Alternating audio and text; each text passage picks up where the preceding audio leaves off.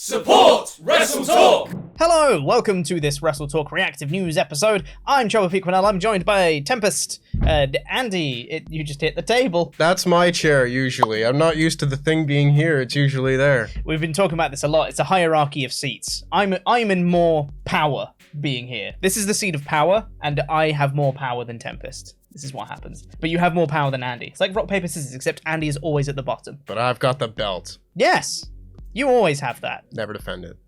That's the secret.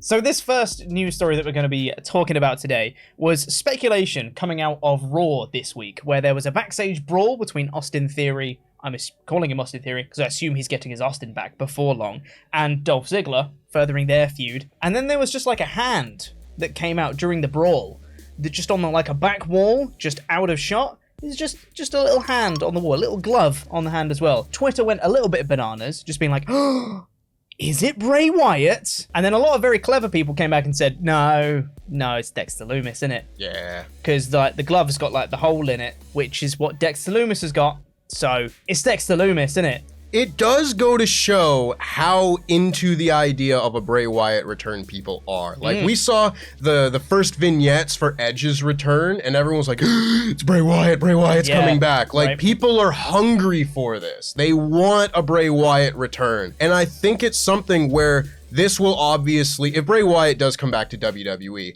it will be a more creative thing than a lot of other returns where it's like, and there's the music and they walk out. It's not going to be that. Like Hit Row on SmackDown. Like Hit Row, which is still fine. But The Fiend or Bray Wyatt or whatever iteration we get of Bray Wyatt, I would have to think there would be a little bit more of a creative idea, which is just getting people's gears going, and I love to see it. 100%. Like, if we know anything about Bray Wyatt from the past, this is the sort of thing that would happen. You'd see like a thing in the back of the shot and be like, oh, what's that? And then that would pay off like weeks later. It's kind of what happened with like the Firefly Funhouse puppets. After he did those series of segments, we then started seeing the puppets appearing backstage, and it's like little teasers. So this is the sort of thing that Bray Wyatt might do, or it might be more akin to like the Edge return, like you mentioned, like the cryptic video promos. What could this mean?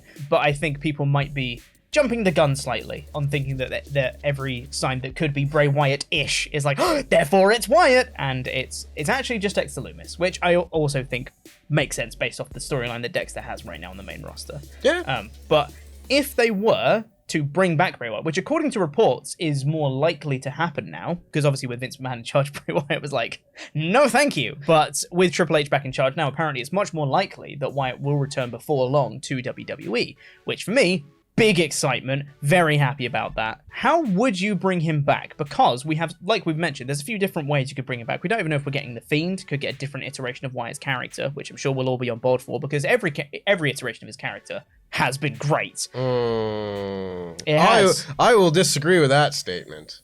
Not through no fault of his own, but I mean, spooky magic Bray Wyatt from like 2015, bit pants. I think the Wyatt part of that character was very good. The WWE part of that character was very bad. So like his portrayal of his own character was very, very good. Just like the spooky nonsense and the I'm gonna cut cryptic promos stuff was very cool. But it never led to anything. So the booking just let the character down, I think. And then they started doing the spooky magic stuff, which was bad. But Bray Wyatt, we know, is a creative genius. I would be really interested to see what Bray Wyatt can pull off completely uninhibited by WWE creative.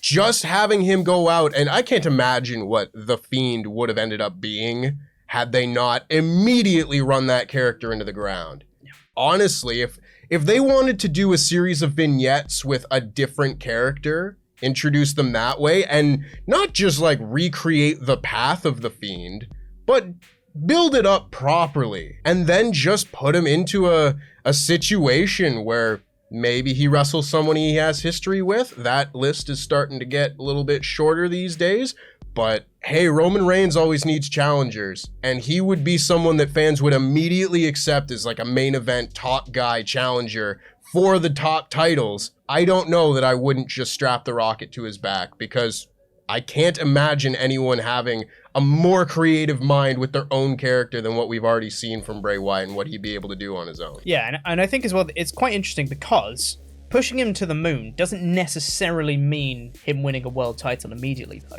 Because it was something that Adam mentioned in his How Adam Would Book The Fiend video from ages ago, was that one of the problems with The Fiend was that he wanted it. We didn't know what he wanted. Like, does he want to hurt people? Does he want the title? Why is he going for the title? I thought this was about punishing people. What's happening with this character? So I think if his motivations are more clear, either he really cares about the world title or he doesn't, then that should be a more direct path of what we're trying to get to. I'd love to see something new. I'd be well on board with something new from Wyatt.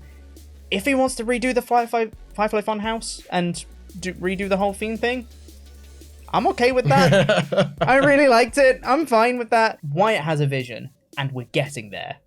That would make me excited, even if it is Firefly Funhouse, or even if he goes back to old cult leader Bray. I'm okay with that. Cult leader Bray. He's so good at it. I'm fine with it. To me, this might be a hot take, but I think Cult Leader Bray is his best character. Again, I don't want to just go back to things we've already done, but I think a character like that would be very interesting in today's day and age and today's WWE in particular. Yeah. Just someone who's going to go out there and speak the truth or his version of the truth.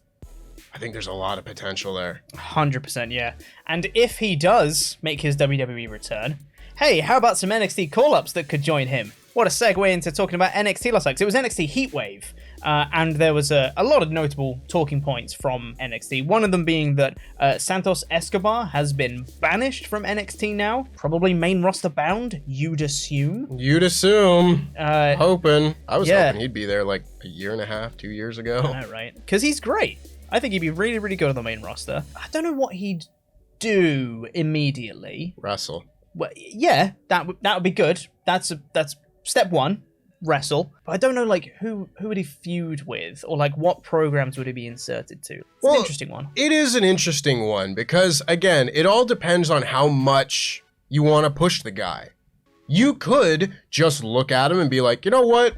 New top Hispanic star. Put him in Legado against Roman Reigns and the Usos. Like, right off the bat. Just treat him like a big deal. Yeah. Because if you just treat someone like a big deal, the fans will kind of see them as a big deal. I don't look at Santos Escobar and see a guy with a low ceiling. He's very charismatic. He's a good talker. He's a great wrestler. He's got a good look. I don't know why he couldn't be a guy to strap the rocket to and just put him in situations that make him feel very big. Because the last thing that I want is to see him run headlong into Baron Corbin, The Miz, or Dolph Ziggler. Yeah. You know, which I'm going to give them the benefit of the doubt that hopefully that will be a habit that will be broken under Triple H. But I'd be really sad if they just kind of get slotted in as like another group. Yeah, that would suck. But another interesting group of people that made their presence known on NXT was a bunch of NXT UK names. Blair Davenport showed up, Gallus showed up of their faction, and, interestingly, NXT UK champion Tyler Bates, who is an NXT UK champion now according to NXT UK canon, because Ilya Dragunov relinquished the title and the tournament to crown a new champion is still ongoing in NXT UK, so WWE just broke their own continuity to have Tyler Bate come out and stare down Braun Breaker at the end of this episode. This is like a really old school thing, like when you change the title in every town in a territory. So like if you went to the next town to like, oh, I'm gonna go and see the show again, you just be like, what? Huh? It's really odd, and you don't really see this from main companies anymore. Let alone WWE, who you'd think would be on top of that sort of thing. Maybe they just don't care. Here's the interesting thing for me. Maybe they don't care. Is this spelling the end of the NXT UK era? Because there was a couple of reports that, you know, they had some of their tapings cancelled, not postponed or moved, just straight up cancelled because the BT studio was being used. There was talk of a lot of people going over to Orlando, as we saw on NXT Heatwave. And there was also talk of doing NXT UK tapings in Orlando, which kind of just makes it not NXT UK anymore. It's just NXT with 2. Brits. Yeah, like it's NXT Level Up, and NXT UK are all going to happen in the Performance Center. What's happening with it? I get the feeling that this might be spelling the end of the NXT UK brand as a whole. It might just be joined into one big NXT. Can't I believe it's lasted this long. Right? Like, credit to everybody involved. Like, there's a lot of really talented performers on that brand. Like, I'm so excited at the possibility of seeing like Meiko Satomura in top matches, and obviously Tyler Bate in top matches. Like, there's a lot, Blair Davenport in top matches. There's a lot of talent. But my goodness, this brand has just limped along for the last 2 years. Obviously, I don't want people to like lose jobs. And that's always a big asterisk on this sort of news, where if you shut down NXT UK, yeah, there are probably going to be people who are out of work, but it's also a brand that's very clearly not working and hasn't ever really worked and wasn't ever really set up to work. It was just set up to, you know, cut the legs out of World of Sport, and well, they accomplished that, I guess. Sure did. Well, that's going to do it for this episode of This Reactive News. Thank you so much for watching. I've been Chopper Peeking Up and joined by Tempest. Subscribe and like this video if you haven't already. We'll be bringing you lots more news, daily news videos, so much news. I'm really bad at outros. Subscribe, like, buy, jam that jam.